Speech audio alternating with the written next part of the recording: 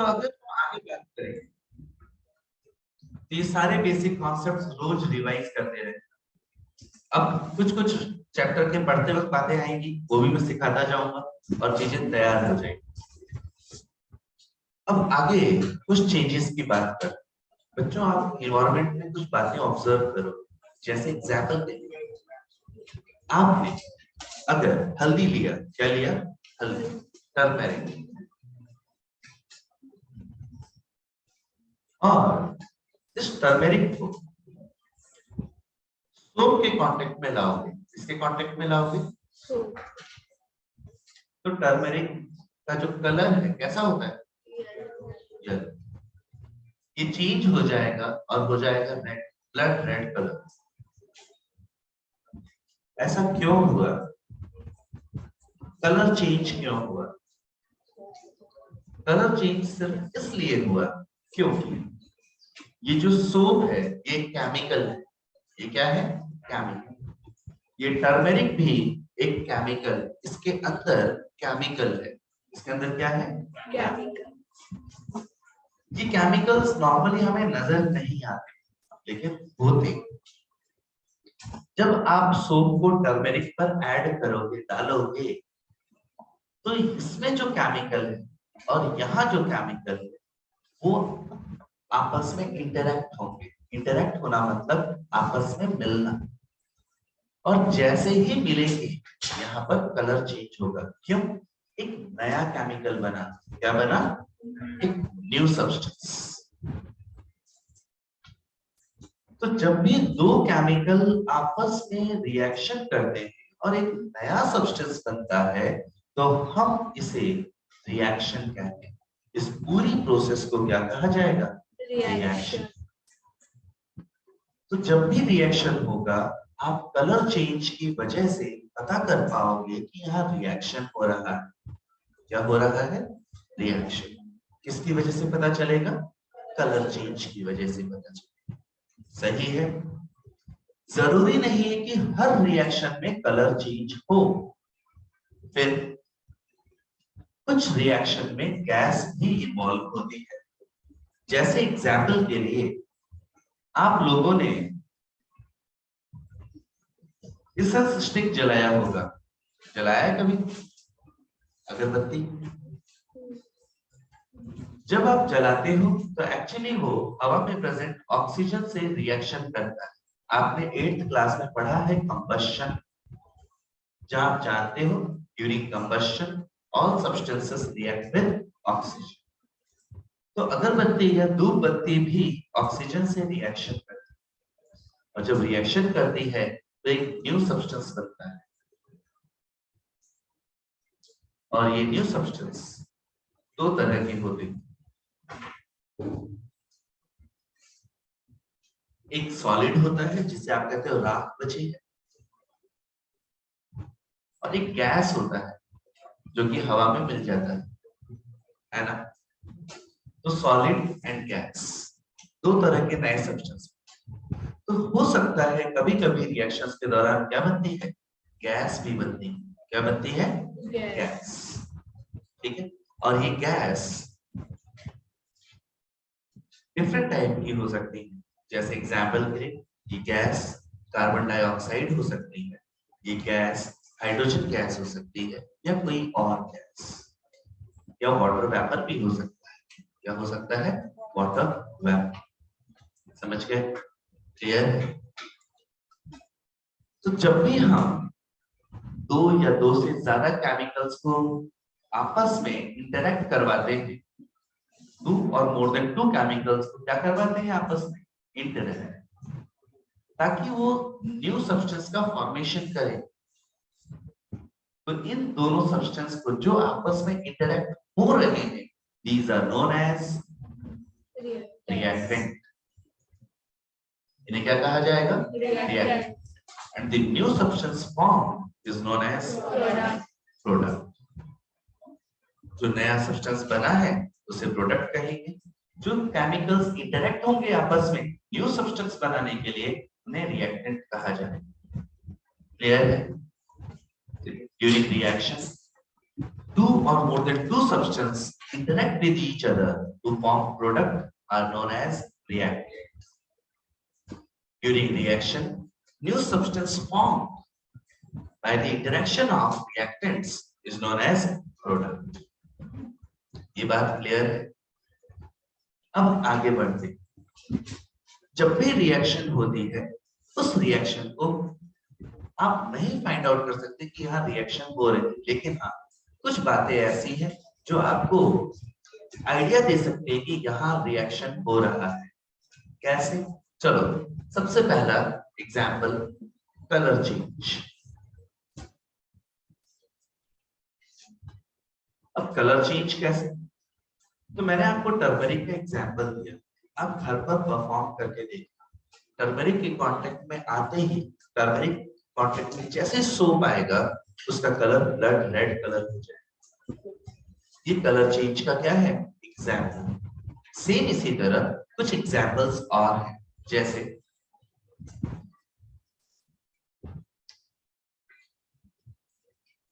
मैंने अभी आपको थोड़ी देर पहले बताया था कॉपर सल्फेट, है ना? कॉपर सल्फेट को जब भी वाटर में डिसॉल्व किया जाता है तो इसके आगे AQ लिख देते हैं।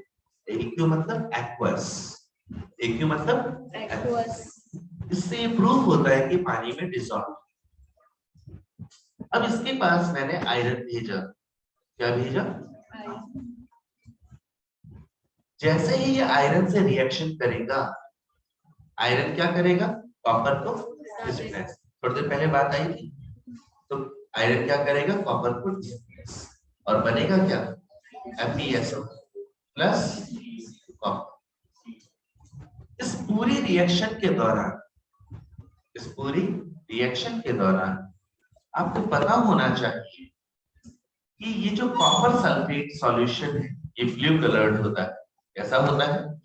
Blue colour. Iron grey colour. Iron का कलर कैसा होता है? ग्रे। लेकिन जब आयरन कॉपर को डिस्प्लेस करेगा और क्या बनाएगा? फेरस सल्फेट, तो इसका कलर होता है ग्रीन। इसका कलर कैसा होता है? ग्रीन। और कॉपर का रेडिश ब्राउन। तो सॉल्यूशन का कलर ब्लू से इसमें चेंज हो गया ग्रीन में, और ये प्रूव करता है कि यहाँ कलर चेंज हो रहा है। ठीक है? तो इसका मतलब जब भी रिएक्शन होगी, बहुत सारी रिएक्शंस में कलर चेंज होता है। बहुत सारी रिएक्शन में क्या होता है? Colour change. और जैसे ही कलर चेंज हो, आप बता सकते हो कि यहाँ पर कलर चेंज पॉसिबल, और कलर चेंज हो रहा है मतलब कि यहाँ रिएक्शन हो रही है। समझ गए? एक और रिएक्शन का एग्जाम्पल, वो क्या है? जब भी कभी कहीं पर भी रिएक्शन होगा, क्या होगा? रिएक्शन। तो बच्चों, रिएक्शन को फाइंड आउट करने का एक और तरीका है, वो क्या है? पहला तो था कलर चेंज, दूसरा जब भी कहीं रिएक्शन होगी डेफिनेटली वहां पर हो सकता है कि गैस का फॉर्मेशन हो, इवोल्यूशन ऑफ गैस। रिएक्शंस के दौरान गैस का फॉर्मेशन भी होता है। इसका फॉर्मेशन होता है गैस का। जैसे एग्जाम्पल के लिए आप HCl ले लीजिए। क्या ले लीजिए? HCl। और साथ में जिंक ले लीजिए। क्या ले लीजिए? जिंक। बताओ कौन ज्यादा रिएक्टिव है, हाइड्रोजन या जिंक? जिंक। अगर जिंक ज्यादा रिएक्टिव है तो जिंक हाइड्रोजन को यहां से क्या करेगा? हटा देगा। और जैसे ही हटाएगा यहां पर बनेगा ZnCl। क्या यही बनेगा? हाँ, यही बनेगा। क्लोरीन की वैलेंसी 1 और आपको पता है जिंक की वैलेंसी 2 होती है। क्या बनेगा? ZnCl। क्यों भूल जाते हो बार बार एक्सचेंज कर? Plus hydrogen. अब तुम कहोगे क्लोरीन तो यहाँ एक ही था, ये आगे 2 लगा।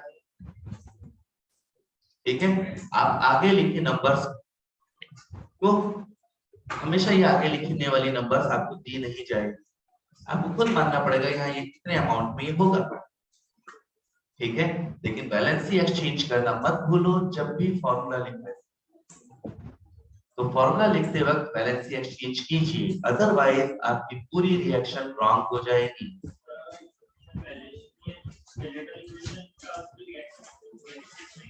माना जाएगा, सही माना जाएगा।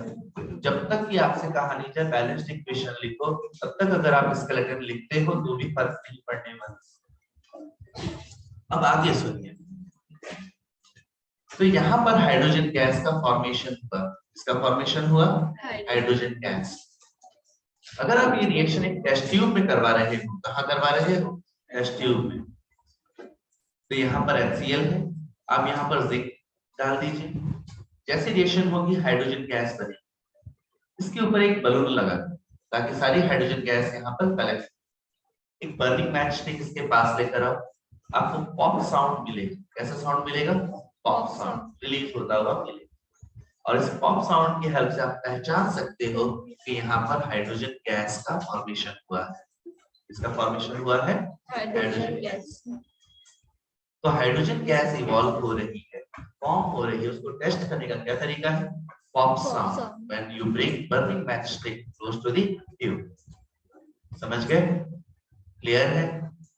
कोई डाउट? तो रिएक्शन के दौरान गैसेस भी रिलीज होती है। क्या रिलीज होती है? गैसेस। थर्ड, रिएक्शन के दौरान प्रेसिपिटेट का फॉर्मेशन हो सकता है। इसका फॉर्मेशन हो सकता है प्रेसिपिटेट। अब ये प्रेसिपिटेट क्या होता है?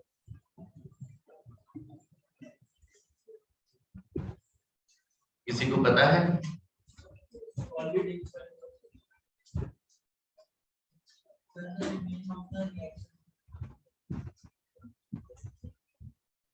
कितने बच्चों ने दूध देखा है?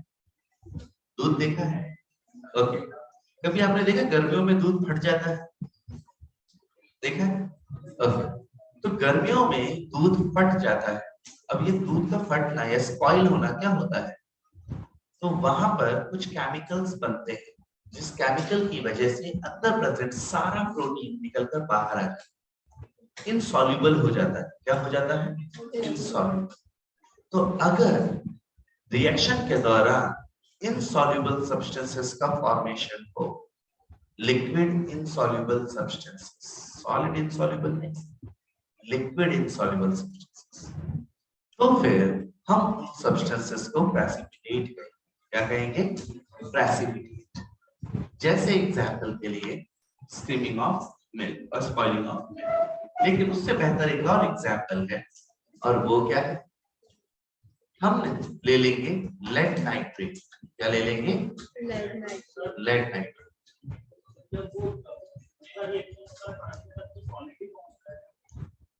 बात करेंगे, रुक जाओ। क्या है? Lead nitrate. इसकी रिएक्शन करवाएंगे हम KI से। किससे करवाएंगे? KI से। शायद ये रिएक्शन थोड़ी देर पहले करवाया, तो बताओ क्या बनेगा? देखो, सबसे पहली बात, लेड मेटल है, इस पे प्लस चार्ज आएगा, और इस पे क्या आएगा? माइनस। कि मेटल है, इस पे प्लस चार्ज और यहाँ माइनस चार्ज, अपोजिट चार्जेस। तो लेड किससे जुड़ेगा? करीब आयोडीन। तो फॉर्मूला क्या बना? PbI, है ना? Very good, PbI2। ये कैसे पता चला? तो देखो, इसके यहाँ पर 2 लिखा है। क्या लिखा है? 2। और 2 लिखा है, इसका मतलब इसकी वैलेंसी 1 2 है। वेरी गुड, इसकी वैलेंसी क्या है? 2। और यहाँ 1 है, इसकी वैलेंसी NO3 की 1। इसी तरह यहाँ पर तो 1 1, तो दोनों की वैलेंसी में, है ना? अब लेड की वैलेंसी 2, आयोडीन की वैलेंसी 1, तो PbI2 बना। क्या बना? PbI plus KNO। दोनों की वैलेंसी 1 है तो KNO3 ही कहलाएगा। हाँ जी,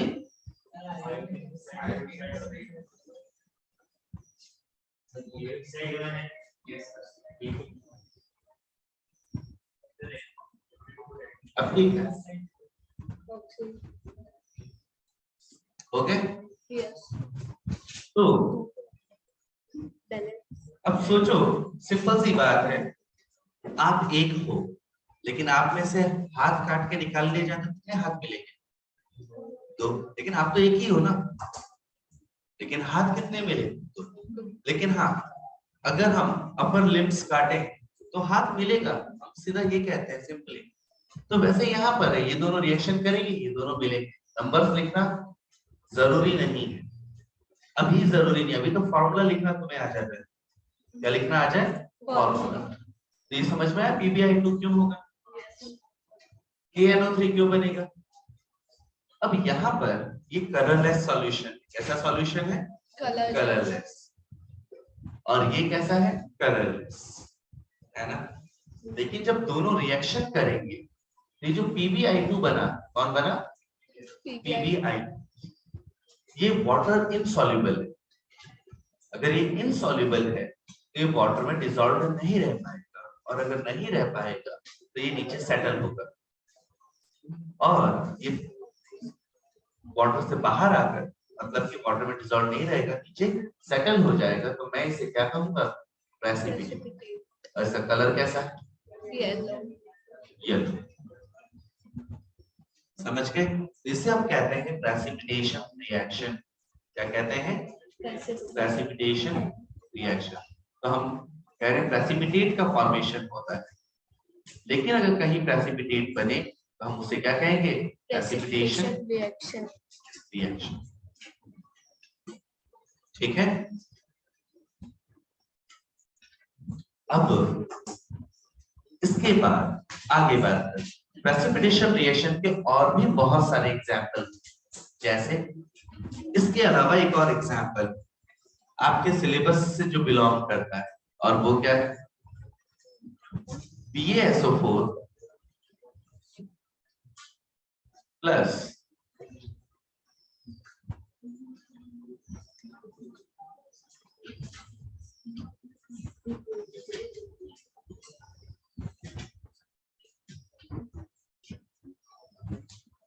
AlCl, BaSO4 प्लस AlCl3। ठीक है। तो यहां पर क्या होगा वो देखिए, एल्यूमिनियम सल्फेट के साथ आ जाएगा और क्या बनेगा? AlSO4, है ना। Very good. अब आप समझ गए, Al2SO4 क्यों? एल्यूमिनियम की वैलेंसी 3 और सल्फेट की 2। ठीक है। प्लस क्या बनेगा? BaCl, ये प्रेसिपिटेट हो जाएगा और व्हाइट कलर प्रेसिपिटेट नीचे सेटल हो जाएगा। ठीक है। तो इस तरह प्रेसिपिटेशन रिएक्शंस होती है। चलिए आज के लिए इतना ही।